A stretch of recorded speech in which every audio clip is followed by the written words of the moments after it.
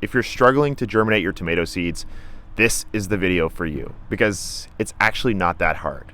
Hi, my name is Lucas. I've been growing vegetables at home for the past 14 years and I've had some pretty great success. This is not actually real, it's a candle. We're gonna jump straight into it. I'm gonna tell you everything you need to know to get super high germination on your tomato seeds. All right, so let's get started. So the first thing when you're trying to germinate tomato seeds is you need some sort of medium to sow your seeds in. I always recommend using potting mix. So potting mix is relatively inexpensive. You don't have to go for a seed starting mix like a lot of people will tell you. Just go to your local hardware store and grab a bag. It doesn't have to be, expensive, premium. It can be a very basic bag. I typically like to take two different brands and mix them together, but you don't have to. That way, if one of the bags isn't that great, the other one will hopefully compensate for it.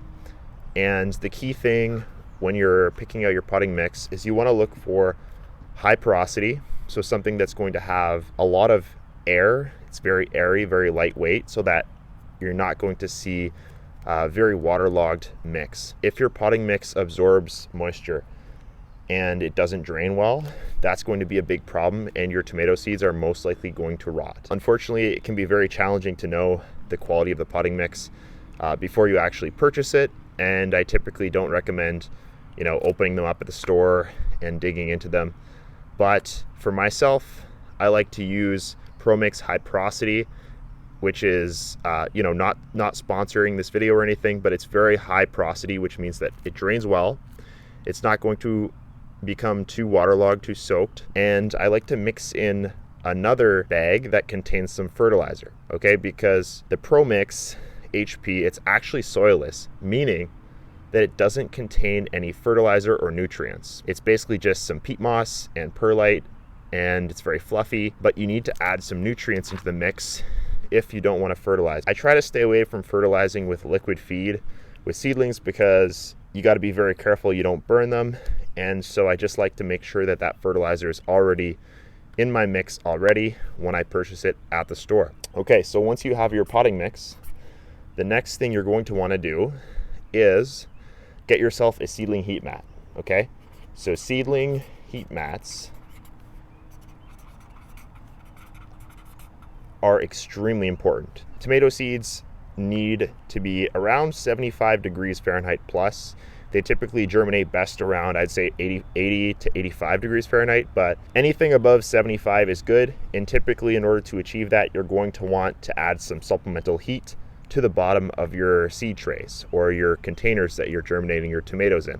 These are very cheap. You can find them on Amazon, and I'm actually going to leave some links in my description below for some of these products if you want to check those out. But seedling heat mats are great. I highly recommend getting one that has a built-in thermometer, okay?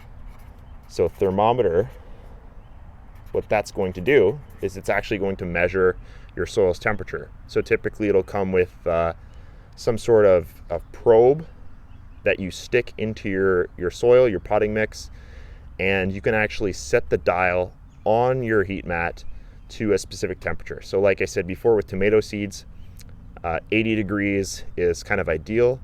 In that 75 to 85 degrees Fahrenheit range, you're going to see the best results. That's where you're going to start to see germination within 5 days at the earliest, and you should get that really high germination rate of around 95% plus if you have good viable seeds. Okay, so you have your potting mix, you've got your seedling heat mat.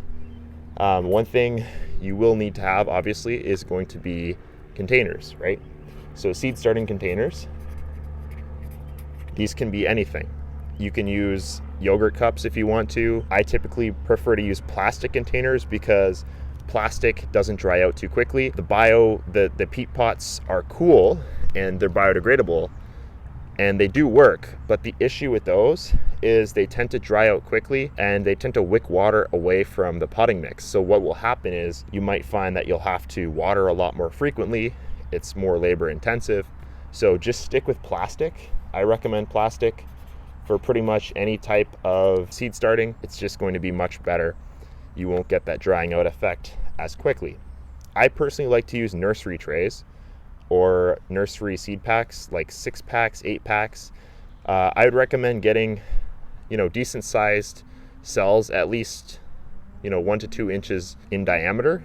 You don't want them to be too small because otherwise you're just gonna have to transplant right away, which just is a waste of time. I used to do that back when I first started gardening. I used to actually, start a whole bunch of seedlings in one container and then transplant them into separate containers individually. That was a huge time suck. So start them in decent sized containers. Like I mentioned, I think, nursery 4-packs are probably ideal. So if you can get your nursery 4-pack, you will place 2 to 3 seeds in each cell. That way, if 1 or 2 of the seeds don't germinate, you have at least 1 good viable seedling. And what you're going to do once those germinate is you're going to want to pick the healthiest seedling possible and snip off the other 2 at the soil line.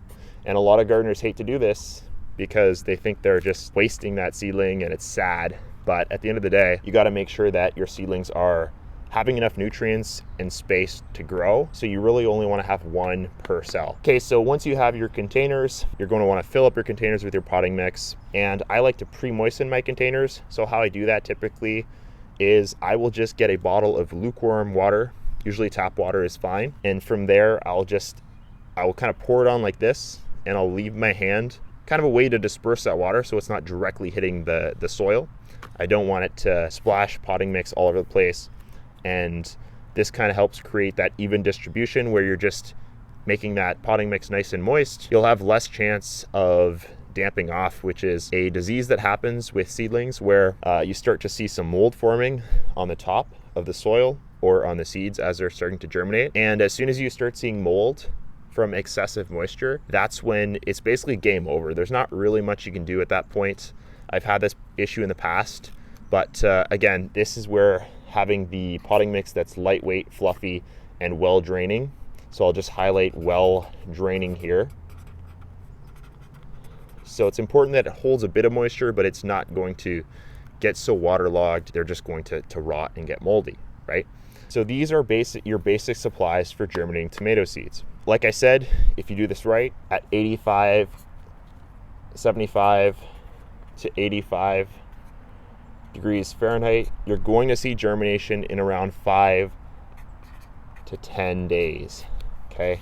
5 to 10 days is typical for tomato seeds. They're pretty easy to sprout, like I said before, but doing this method that I explained in this video is going to help you ensure that you're going to get the highest germination rates possible.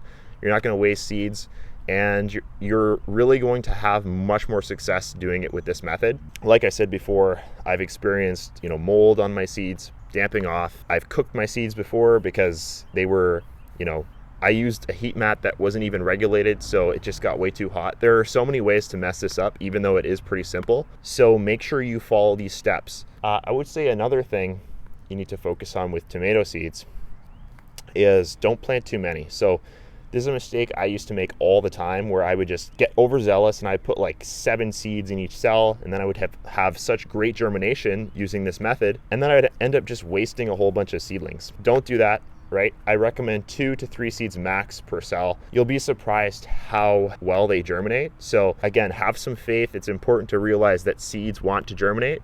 If you give them the conditions that they need, they will surprise you with how well they germinate. Again, assuming you have good seeds that aren't too old and that they're viable, right? If you have like 10-year-old tomato seeds that your great-grandpappy gave you, they might not germinate because, they've just been sitting around for so long. Now, one of the things I didn't mention here is how important it is to start with the correct varieties. Germination is obviously kind of the first step to getting your garden started. It really goes even before that, which is picking out the right varieties. When it comes to gardening, genetics are top tier in terms of their importance for success, okay? So this is something that you don't want to mess up. And what I've done is I've actually created a free list you can download.